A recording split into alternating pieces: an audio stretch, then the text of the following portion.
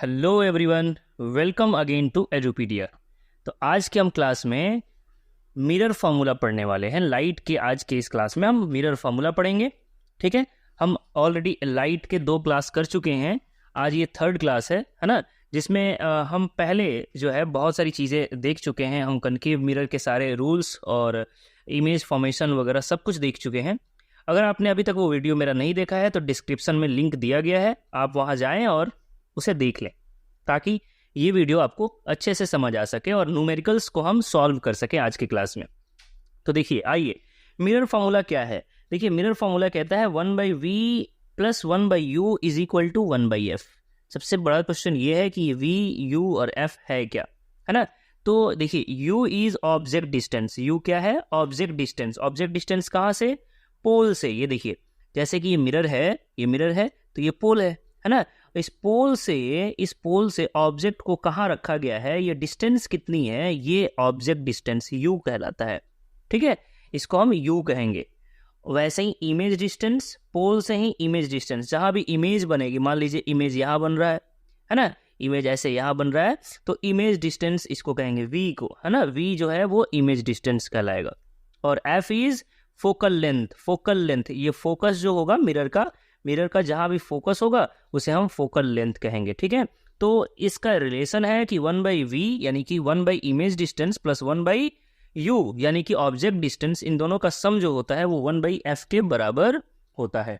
ठीक है, तो चलिए, अब हमारे पास 2 और भी फॉर्मूला है मैग्निफिकेशन का। मैग्निफिकेशन, है ना, ये रेशियो है ऑब्जेक्ट एंड इमेज की हाइट का। ये देखिए यहाँ पे, है ना, ये रेशियो है इमेज और ऑब्जेक्ट की डिस्टेंस का। ये देखिए, m =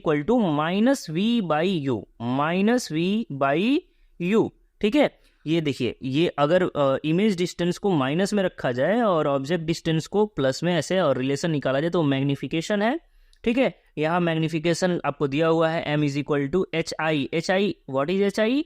hi is height of image, image की हाइट, है ना, यहाँ ऑब्जेक्ट की हाइट। ठीक है, इसकी मदद से हम इमेज और ऑब्जेक्ट की हाइट निकाल पाएंगे मैग्निफिकेशन के फॉर्मूला से।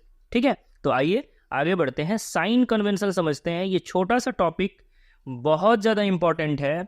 ये टॉपिक ऐसा टॉपिक है जो अगर आपने समझ लिया अच्छे से तो न्यूमेरिकल बनाना आसान है। अगर आपने ये नहीं समझा तो न्यूमेरिकल आपसे नहीं बन सकता है। ठीक है, बहुत ही छोटा सा टॉपिक है।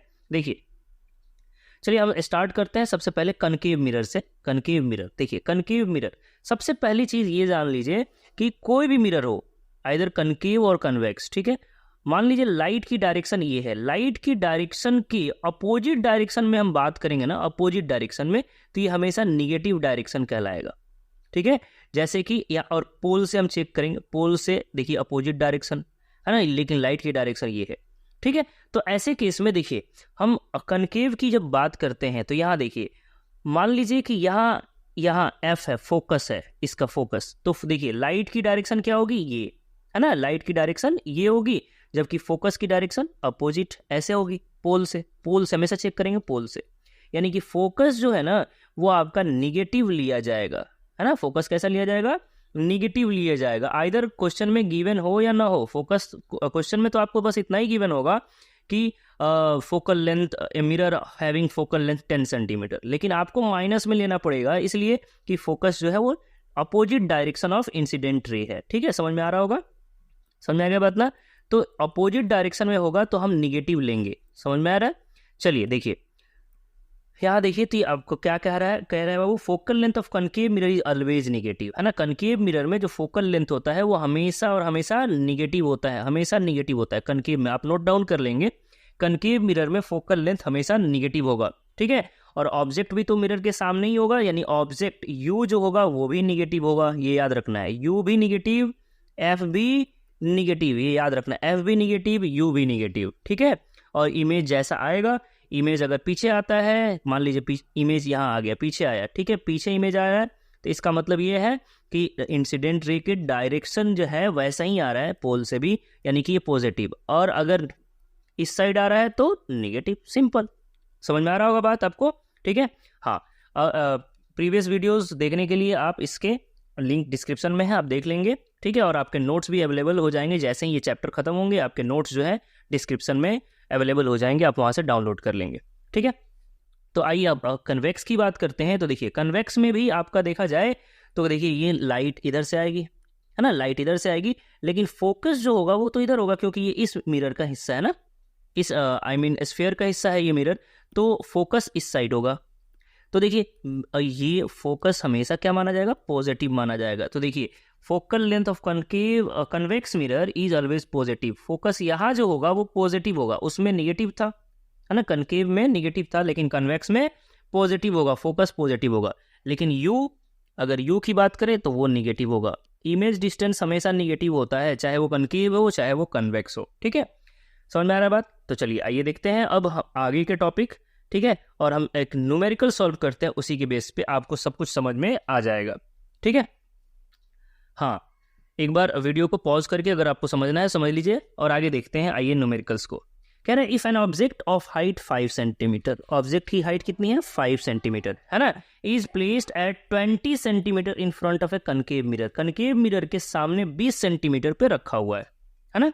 तो देखिए यहाँ पे मैंने ऑब्जेक्ट को 20 सेंटीमीटर पे रख दिया है। ठीक है, ऑब्जेक्ट जो है वो कनकेव मिरर के सामने 20 सेंटीमीटर पे रख दिया गया है। ठीक है, और focal length 15 centimetre, focal length कितनी है इसकी, फोकल लेंथ यहाँ देखिए 15 सेंटीमीटर आपको दिख रहा होगा कि ऑब्जेक्ट की जो फोकल लेंथ जो है वो 15 सेंटीमीटर दिया गया है। ठीक है, ऐसा है तो find nature and position of image, image की पोजीशन और नेचर को बतानी है। ठीक है, तो आइए देखते हैं। गिवन में हमने क्या लिख लिया, f is equal to -15। Minus क्यों लिखा, क्योंकि अभी भी बताया आपको कि देखिए इंसिडेंट रे की डायरेक्शन इधर है और फोकस जो है वो पोल से इधर है। ठीक है, यही तो ध्यान रखना है आपको बस। और वैसे भी हमने अभी पढ़ा कि कनकेव मिरर में फोकस हमेशा निगेटिव होता है, तो हमने फोकस को -15 लिख दिया। ठीक है, उम्मीद है समझ में आ रहा होगा कि कब पॉजिटिव और निगेटिव लिखेंगे। ठीक है, और u तो हमेशा निगेटिव है, मैंने आपको बताया। बस अब मिरर फॉर्मूला लगा दिया, 1/v + 1/u is equal to 1/f, है ना। तो 1/v + 1/u 1/-20 हमने लगा दिया इज इक्वल टू 1/f 1/-15, ये भी लगा दिया। ठीक है, चलिए अब ये देखिए ये प्लस और ये माइनस, ये प्लस और ये माइनस जो है प्लस माइनस माइनस हो गया, एक जगह माइनस हो गया, और 1/20 इज इक्वल टू इतना।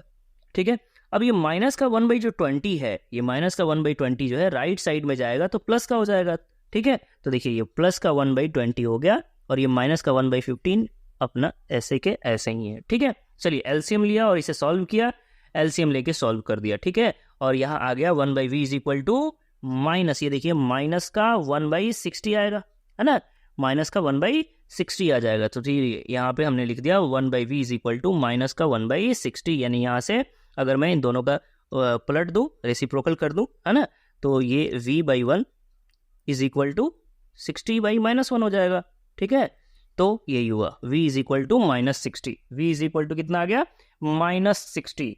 यानी कि देखिए ये माइनस क्या बता रहा है, ये माइनस क्या बता रहा है आपको, ये माइनस ये बता रहा है कि मिरर के सामने इमेज बनेगा, मिरर के सामने, है ना, इधर नहीं, क्योंकि इंसिडेंट रे की डायरेक्शन के अपोजिट, निगेटिव तो यही बताता है, निगेटिव साइन तो यही बताता है ना कि अपोजिट डायरेक्शन में। ठीक है, तो -60 यानी कि इमेज जो है वो मिरर के सामने 60 सेंटीमीटर पे बनेगा, इमेज जो है मिरर के सामने 60 सेंटीमीटर पे बनेगा। आपने जो केसेस पढ़े थे, आपने जो रूल्स पढ़ा था, उसमें आपने देखा था कि जब भी देखिए ये मिरर है जिसकी फोकस 15 थी और यानी कि सेंटर जो होगा वो कितना होगा, 30 होगा। ठीक है, ये 15 और ये 30, और ऑब्जेक्ट को हमने यहाँ रखा था। याद कीजिए कि आपने जो रूल्स पढ़ा था प्रीवियस क्लासेस में, है ना, कि ऑब्जेक्ट जब फोकस और सेंटर के बीच रखा जाए तो इमेज सेंटर के पीछे बनेगा, सेंटर के पीछे, है ना, यानी 30 के पीछे बनना चाहिए था, ये देखिए 60 आया, है ना। वो रूल्स अगर आपने नहीं पढ़ा है तो अगेन मैं कहूँगा कि लिंक डिस्क्रिप्शन में है, वीडियो जाकर देख लीजिए ताकि आपको ये क्वेश्चन अच्छे से समझ आ सके, कैरेक्टर समझ आ सके। ठीक है, तो आइए अब हमारे पास जो है आगे देखते हैं। अब मैग्नीफिकेशन का फॉर्मूला लगाया क्योंकि अब हमारे पास u और v दोनों है। ठीक है, तो हमने मैग्नीफिकेशन का फॉर्मूला लगा दी, ये माइनस है और ऑलरेडी जो v आया है वो माइनस का 60 आया है, इसलिए माइनस का 60 डिवाइड बाई u माइनस का 20, एक माइनस और ये एक माइनस कैंसल आउट हो गया। ठीक है, तो चलिए यानी कि और ये 23 जा 60, यानी कि मैग्नीफिकेशन आ गया माइनस का 3। ठीक है, अब दूसरा फॉर्मूला लगाया मैग्नीफिकेशन का, m is equal to hi/ho, हमने पढ़ चुका है। ठीक है, ये भी पुट किया और यहाँ से क्रॉस मल्टीप्लाई किया, यहाँ से ऐसे क्रॉस मल्टीप्लाई कर दिया, तो hi जो है आपका माइनस का 15 सेंटीमीटर आ गया। ठीक है, माइनस का 15, यहाँ माइनस क्या बता रहा है, यहाँ माइनस बताता है कि जो प्रिंसिपल एक्सिस है इमेज उसके अपोजिट, हाइट निगेटिव आने का मतलब क्या है कि ऑब्जेक्ट भले ऊपर ऐसा रखा हुआ था लेकिन इमेज जो है निगेटिव आया है, नीचे की तरफ आया है, ठीक है। और नीचे इन्वर्टेड होगा, इट मीन्स कि रियल होगा। रियल जब भी होता है इन्वर्टेड होता है, ठीक है। तो चलिए, यानी कि हमने क्या क्या देखा, image will be at 60 centimetre, 60 centimetre पे बनेगा इन फ्रंट ऑफ मिरर। ये माइनस जो बता रहा था -60, माइनस में ये माइनस क्या बता रहा था, मिरर के सामने, तो इन फ्रंट ऑफ मिरर है ना, 60 centimetre in front of mirror, mirror के सामने 60 सेंटीमीटर पे बनेगा, ठीक है।